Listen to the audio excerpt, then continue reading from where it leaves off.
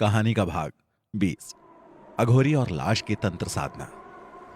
अघोरी बाबा इस वक्त चट्टान पर खड़े होकर अपनी तंत्र साधना में लगे हुए थे, जिसके प्रभाव से 6 किलोमीटर दूर पड़ी मयंक कुमार की सड़ी गली लाश तेजी से अर्जुन औरों की तरफ बढ़ने लगी थी, जो नदी में लाश को ढूंढ रहे थे। पर इसी शोर के कारण नदी पर सुरक्षा कर रहे 2 पुलिस वाले वहां आ गए थे। हवलदार, अरे ये तांत्रिक यहां क्या कर रहा है? और ये सब लोग नदी में क्यों घूम रहे हैं? क्या चक्कर है ये? सिपाही, 2 लड़के तो वही हैं जो उस दिन भी नदी में नहाने आ गए थे, जिन्हें हमने पकड़ा था। हवलदार, और वो एक दरोगा है, मैंने उसे पहचान लिया है। पर ये सब यहां क्या कर रहे हैं? और यह अघोरी बाबा ऐसे क्यों मंत्र पढ़ रहा है? सिपाही, हवलदार साहब मेरी मानिए तो चुपचाप देखते हैं क्या हो रहा है। मुझे तो कुछ दाल में काला लग रहा है। जब इनकी दाल गलने वाली होगी तभी हम डंडा लेकर वहां पहुंच जाएंगे और इनको सबक सिखा देंगे। पर तब तक हमें छुप कर देखना चाहिए कि आखिर ये सब कर क्या रहे। हवलदार, ठीक है, चलो उस बड़े पत्थर के पीछे छुप जाते हैं। और फिर दोनों एक चट्टान के पीछे छुपकर वहां होती गतिविधि पर नजर बनाए रखते। लाश अब बेहद नजदीक आ गई थी और इसी के साथ कौवे और चमगादड़ एक तरफ उड़ गए थे। सियार जंगल की तरफ भाग गए थे और लाश बहुत ही शांति से पानी के तल के साथ लगती हुई आगे बढ़ गई थी। इधर पानी में हलचल तेज हो रही थी। अर्जुन, पिताजी मुझे तो बड़ी घबराहट हो रही है, चलो निकल चलते हैं। क्यों इस अघोरी के चक्कर में मुसीबत मोल ले रहे हो? देख रहे हो पानी में कैसी हलचल होने लग गई है और उधर जंगल से कैसी कैसी आवाजें आ रही हैं।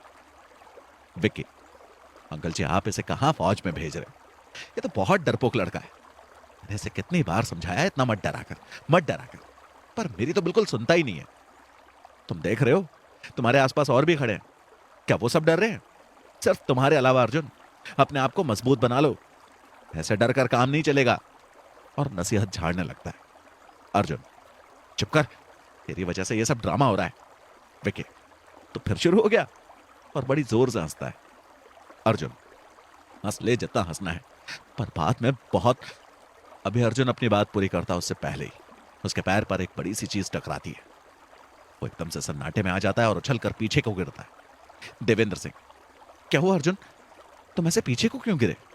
अर्जुन घबराते हुए, वहां कुछ था मेरे पैरों के नीचे। अर्जुन की बात सुनते बाकी के चारों भी उसी जगह की तरफ घेरा बना देते हैं। दरोगा मनोज कुमार, अर्जुन जल्दी करो, कहीं लाश फिर इधर उधर ना सरक जाए पानी में। अर्जुन, रुको मैं देखता हूं। और फिर से 2-4 कदम आगे चलता है और पैर वाकई में किसी चीज से टकराने लगता है और उसके बदन में एक दहशत सी फैल जाती है। अर्जुन, बिल्कुल लाश मेरे पैरों के नीचे है। और उसके चेहरे पर हलचल और घबराहट पड़ जाती है। दरोगा फौरन पानी में डुबकी लगाता है और चेक करता है और उसे साफ लाश नजर आ जाती है। मिलन, देवेंद्र और विक्की भी पानी में डुबकी लगाकर देते हैं। सबको लाश नजर आती है। चट्टान पर खड़ा अघोरी बाबा, ले आओ बाहर, अब ज्यादा देर मत करो, सूरज डूबने वाला है, उससे पहले ही तुम्हें अपना काम पूरा करना है, जल्दी करो। उसकी आंखों में एक अलग सी चमक उभरने लगती है। विक्की, चलो जल्दी करो अर्जुन, तुम लाश पर रस्सी बांधो और उसे बाहर खींचो। अर्जुन का मन बिल्कुल नहीं था, वो बिल्कुल मन मारकर उनके साथ काम पर लगा हुआ था। तेजी से वो डुबकी लगाता है और लाश के बदन पर बंधी रस्सी पर हुक अटका देता है और फिर उसे बाहर की तरफ तैरते हुए खींचने लगता है। फिर सब उसकी मदद करने लगते हैं। लाश बहुत ही भारी हो रही थी, ऐसा लग रहा था जैसे किसी बड़ी गाड़ी को खींच रहे। हवलदार और सिपाही जो चट्टान के पीछे से छुप कर देख रहे थे। हवलदार, पानी में से क्या खींच कर ला रहे? कहीं कोई खजाना तो नहीं? सिपाही, मुझे भी ऐसा ही लग रहा है। शायद इस तांत्रिक ने इस नदी में किसी खजाने के बारे में बताया होगा और अपनी तंत्र विद्या से उसे ढूंढ निकाला होगा और अब ये 5 उसे बाहर खींच रहे। हवलदार, फिर तो हमारे भी वारे न्यारे हो जाएंगे। इस बहती गंगा में हम भी हाथ धो लेंगे। और उसकी आंखों में लालच आने लगता है। सिपाही, ठीक कहा हवलदार साहब, पर जैसे ये खजाने का बंटवारा करेंगे हम इनके पास पहुंच जाएंगे और अपना भी हिस्सा मांग लेंगे। हवलदार, ठीक है, पर अभी चुपचाप देखते रहो आगे क्या होता है। और फिर दोनों की नजरें नदी की तरफ जम जाती है कि रस्सी को पकड़कर वो कितना बड़ा खजाना बाहर खींच रहे। धीरे धीरे वे 5 उथले पानी में आते जा रहे थे और फिर कुछ ही समय में लाश को खींचते हुए किनारे पर ले आए थे। उस सड़ी गली लाश को जो लगभग गल चुकी थी शरीर के कई पीस निकलकर पानी में बह चुके थे, सिर्फ अस्थि पंजर सा नजर आ रहा था। सबने अपनी नाक बंद कर ली थी। अभी तक जिसे वो नदी में ढूंढ रहे थे, अब उसे देखकर उन्हें घृणा होने लगी थी। अघोरी बाबा पत्थर से उतरकर उस लाश के पास आते हैं और अपने दोनों हाथ उसकी छाती पर रखकर कुछ मंत्र बोलते हैं और लगभग 10 मिनट तक यह प्रक्रिया जारी रखते हैं। और फिर इस लाश को उठाकर उस जमीन पर ले चलो, वहां इस पर आग लगानी होगी। पांचों जने बड़ी मुश्किल से रस्सी से बांधकर और फिर एक त्रिपाल पर रखकर उसे ऊपर सूखी जमीन पर ले आते हैं। अघोरी, अब जल्दी से इसके ऊपर अंगूठी और चैन रख दो अर्जुन। देवेंद्र सिंह, रुको मैं लेकर आता हूं। और अपनी कुर्ते की जेब में से एक पैकेट निकाल कर ले आता है जिसमें अंगूठी और चेन थी। देवेंद्र सिंह, ये लो अर्जुन, जल्दी करो। अर्जुन उनसे अंगूठियों को वापस उसी के सीने पर रखता है और चैन को उसके गले में डाल देता है। अघोरी अपने हाथ में एक सूखी लकड़ी उठाता है और कुछ मंत्र बोलने लगता है। 2-3 मिनट मंत्र बोलने के बाद ही उस सूखी लकड़ी में एक झटके से तेज आग पकड़ लेती है। सब उनका चमत्कार देखकर हैरान रह जाते हैं और अपने हाथ जोड़ बैठते हैं। अघोरी बाबा, ये लो अर्जुन, इस अग्नि से इस मुर्दे को आग लगा दो। अर्जुन अपने हाथ में वो जलती हुई लकड़ी पकड़ता है और आग लगाने ही वाला होता है कि हवलदार ऊंची आवाज में, रुक जाओ, ये क्या कर रहे हो? और अपने सिपाही के साथ उधर ही भागा चला आता है। सभी उन दोनों पुलिस वालों को देखकर एक बार तो हैरान रह जाते हैं। उन्हें लगता है कि ये उनके काम में बाधक बनने आ गए। अघोरी बाबा, तुम अपना काम करो अर्जुन, अग्नि लगाओ। अर्जुन, जिसका मन बिल्कुल नहीं था आग लगाने का, क्योंकि उसका दिमाग बोल रहा था कि कोई बड़ा संकट आने वाला है और उसे अघोरी बाबा की बात नहीं माननी है, इसलिए वो डरते हुए कांपते हुए आगे बढ़ रहा था। दोनों पुलिस वाले वहां पहुंच जाते हैं। लड़के रुक और आग मत लगाना। किसकी है लाश? कौन है मरने वाला? अघोरी बाबा, तुम अपना काम करो अर्जुन, मैं मंत्रों का जाप कर रहा हूं। अब ज्यादा देर नहीं होनी चाहिए, सूरज डूबने वाला है, जल्दी करो। और मंत्रों का उच्चारण शुरू कर देते। हवलदार, ये चुप करा गोरी बाबा, हमारे रहते ये लाश अब नहीं जल सकती। पहले हमें बताओ कौन है ये? दरोगा, हवलदार, हम जो कर रहे हैं करने दो, वरना मुसीबत सर पर आ जाएगी सबके। देवेंद्र सिंह, हवलदार साहब, नदी पर जो हंगामा हो रहा है इतने दिन से, उसका कारण यही लाश थी। जो यहां अजीबोगरीब घटनाएं घट रही हैं, अब हम उसकी जड़ को खत्म कर रहे हैं, इसलिए आप विघ्न मत डालो, वरना और बड़ी मुसीबत सर पे आ जाएगी। विक्की, और आपको यहां हमेशा नदी के किनारे ड्यूटी देनी पड़ेगी, इसलिए हमें काम करने दीजिए हवलदार साहब। अघोरी, तुम अपना काम करो अर्जुन, तुम आग क्यों नहीं लगा रहे हो? मैंने कहा आग लगाओ। अर्जुन आगे बढ़ता हुआ रुक जाता है। नहीं, अब मैं आग नहीं लगाऊंगा, चाहे कुछ हो जाए। मुझे लगता है तुम कोई बड़ा षड्यंत्र कर रहे हो। अर्जुन के मन में जो था उसने बोल दिया, जिसे सुनते ही वहां सन्नाटा छा जाता है। अघोरी बाबा की आंखों में गुस्सा उबल पड़ता है। अघोरी बाबा देवेंद्र सिंह से, पकड़ लो इसे और इसके हाथ से इस लाश को आग लगवा दो, वरना बहुत बड़ी मुसीबत सर पर आ जाएगी। अर्जुन अभी कुछ कर पाता और वहां से भाग पाता।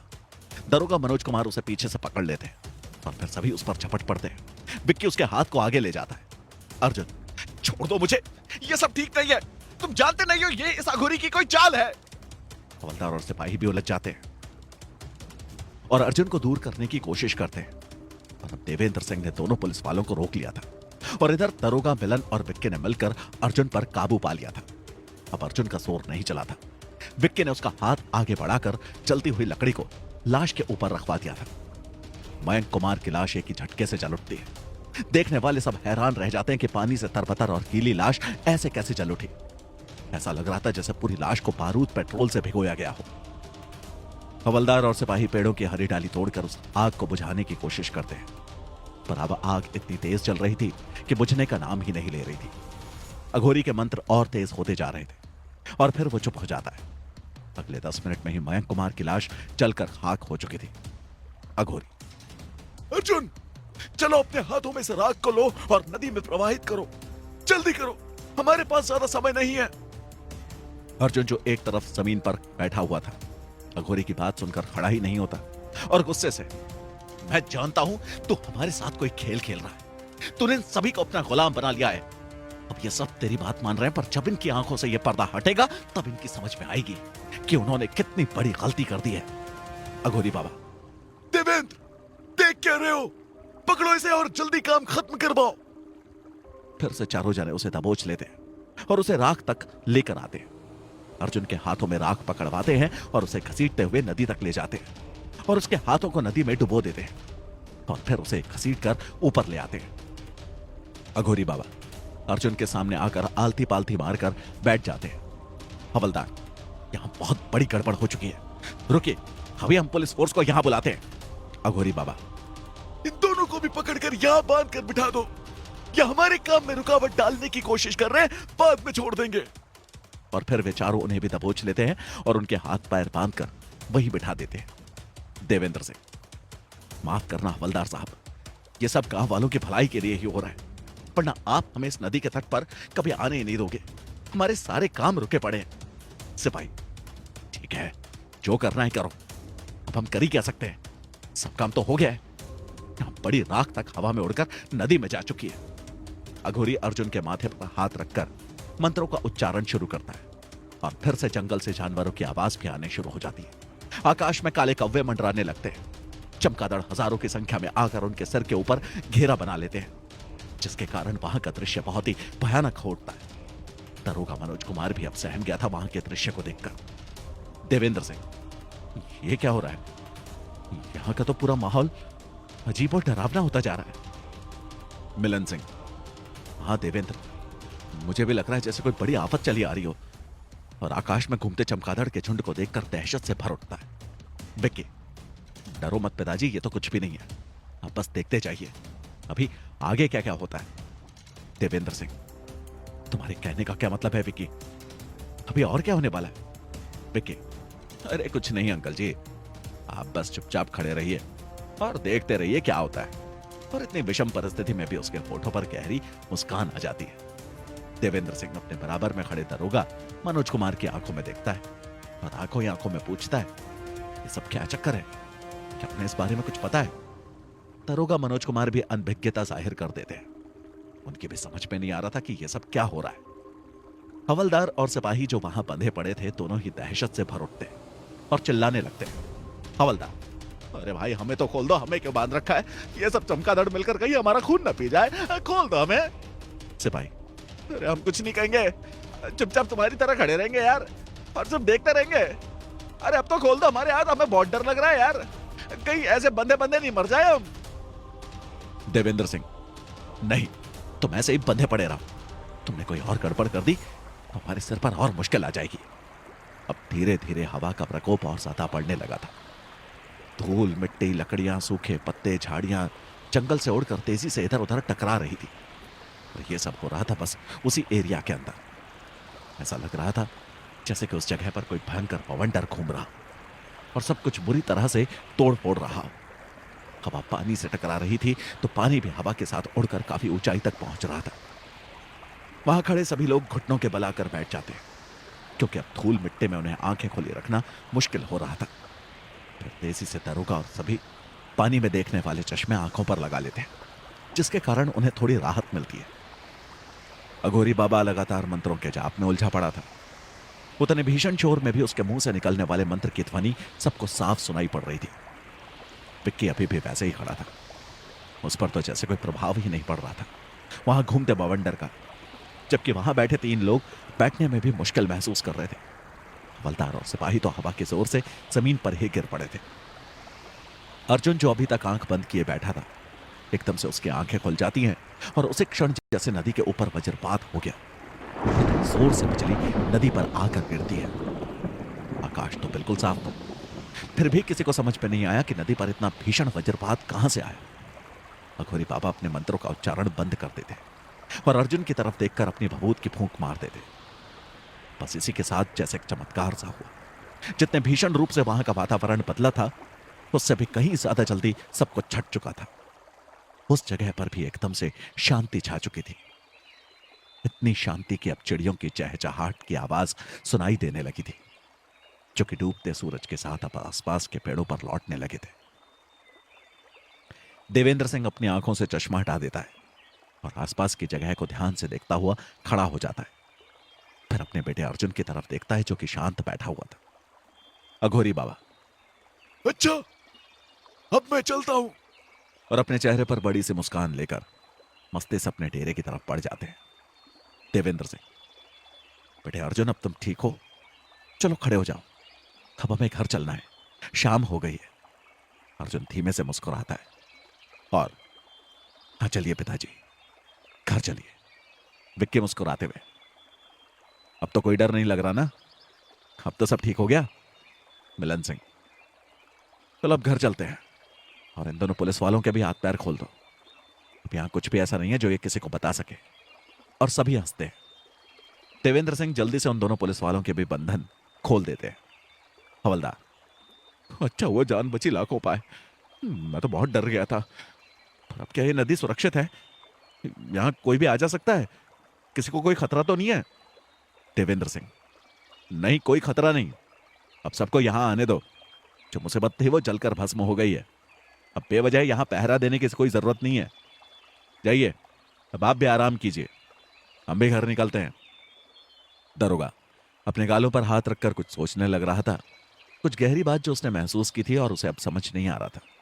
मिलन सिंह, अरे दरोगा जी, क्या सोचने लगे? अब तो सब कुछ भला हो गया है। अर्जुन एकदम ठीक हो गया है। चलिए अब यहां से। आज रात का खाना आप हमारे यहां खाएंगे। पर दरोगा मनोज कुमार इतनी गहरी सोच में थे कि उन्हें मिलन सिंह की आवाज सुनाई नहीं दी। देवेंद्र सिंह और मिलन सिंह की नजर आपस में मिलती है और वो सोच में पड़ जाते हैं कि दरोगा साहब को क्या हो गया जो वो इतनी गहरी सोच में डूब गए। देवेंद्र सिंह आगे बढ़कर उनका बाजू हिलाते हैं। दरोगा साहब, आप ठीक तो हो ना? क्या बात है, कुछ परेशान नजर आ रहे हैं? दरोगा मनोज कुमार, मुझे एक बात समझ में नहीं आई। देवेंद्र सिंह, कैसी बात? और ध्यान से उसके चेहरे की तरफ देखता है। दरोगा मनोज कुमार, आत्माएं तो दो थी ना? यहां तो एक ही आत्मा का विनाश हुआ है जो अघोरी बाबा करके गए हैं। उन्होंने दूसरी आत्मा का तो इस वक्त कोई जिक्र ही नहीं किया, जबकि दूसरी आत्मा तो विक्की के अंदर से निकलनी चाहिए थी। उन्होंने तो विक्की को छुआ तक नहीं और सीधा ही चले गए।